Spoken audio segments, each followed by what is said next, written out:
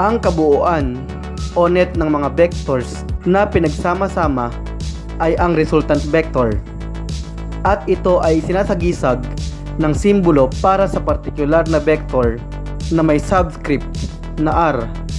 Halimbawa, ang partikular na vector ay force, at pagsasama-samahin natin ang tatlong force, f sub 1 plus f sub 2 plus f sub 3. Ang net o kabuuan ay vector f sub r.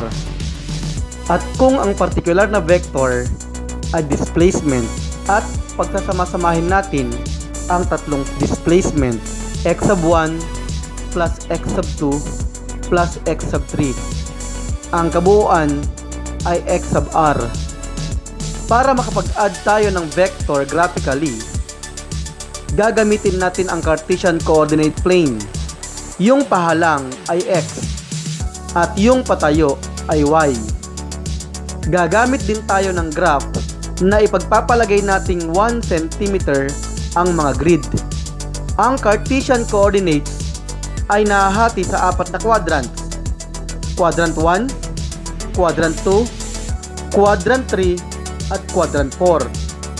Ang quadrant 1 ay mayroong positive x at positive y. Ang quadrant 2 ay mayroong negative x at positive y. Ang quadrant 3 ay mayroong negative x at negative y. At ang quadrant 4 ay mayroong positive x at negative y. Ang mga axis ng Cartesian coordinate ay tumutukoy rin sa mga directions na north, east, west, at south. Ngayon ay pwede na tayong mag-add ng mga vectors. Simulan natin sa mga vectors na magkakapareho ang direction, combining vectors with the same directions. X sub 1 equals 5.0 kilometers to east. X sub 2 equals 4.0 kilometers to east. At x sub 3 equals 2.0 kilometers to east. Una ay mag-set tayo ng scale. Gamitin natin ang 1 cm is to 1 km. Dahil ang grid ng ating graph ay 1 cm, bawat guhit ay may layo na 1 cm. Step 1. Iguhit ang vector x sub 1 na 5.0 kilometers patungong east. Dahil gumagamit tayo ng scale na 1 cm is to 1 km, ang 5.0 kilometers ay iguguhit natin na 5 cm. Magsisimula tayo sa 0 ng Cartesian coordinate axis. Step 2. Iguhit ang pangalawang vector x sub 2 na 4.0 kilometers patungong east gamit ang scale. Ilagay natin ang tail ng second vector sa tip ng unang vector. Tapos, guguhit tayo ng arrow na may habang 4 cm patungong east. Step 3. Iguhit ang ikatlong vector x sub 3 na 2.0 kilometers patungong east mula sa tip ng ikalawang vector. Step 4. Iguhit ang resultant vector mula sa 0 ng Cartesian coordinate axis hanggang sa tip ng huling vector. Sunod ay sukatin ang haba ng resultant vector. Tapos, i-convert ito gamit ang scale. Ang sukat ng resultant vector ay 11 cm na may katumbas na 11 kilometers. Ang vector ay patungong east, kaya ang resultant vector ay 11 kilometers to east. Combining vectors in opposite directions. Ang vector 1 ay f sub 1 equals 6.0 newton to south. Vector 2 ay f sub 2 equals 3.0 newton to north. Gagamit tayo ng scale na 1 cm is to 1 newton. Step 1. Iguhit ang f sub 1 gamit ang scale. 6.0 cm to south. Step 2. Iguhit ang F sub 2 na 3.0 Newton to north mula sa tip ng F sub 1, 3 cm to north. Step 3. Iguhit ang resultant vector mula sa tail ng F sub 1 hanggang sa tip ng F sub 2. Tapos, sukatin ang haba ng F sub r. Ito ay 3 cm patungong south. Sunod, i-convert ito gamit ang scale na 1 cm is to 1 Newton. Kaya ang resultant vector na F sub r ay 3.0 Newton to south.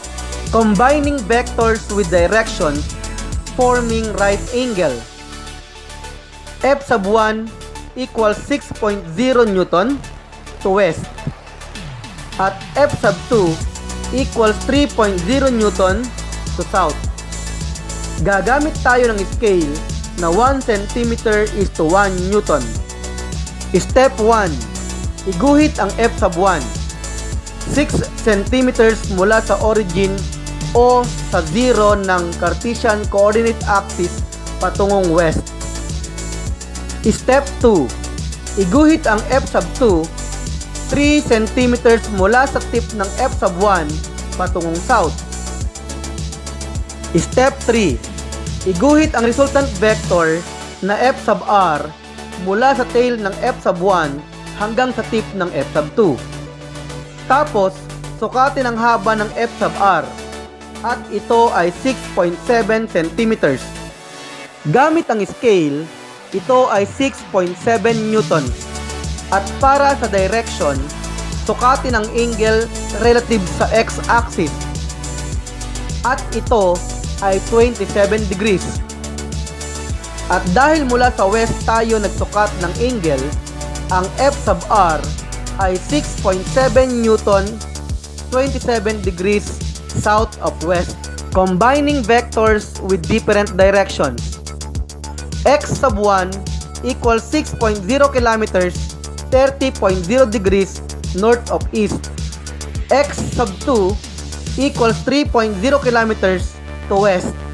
At X sub 3 equals 8.0 kilometers to south. Gagamit tayo ng scale na 1 cm is to 1 kilometer. Step 1.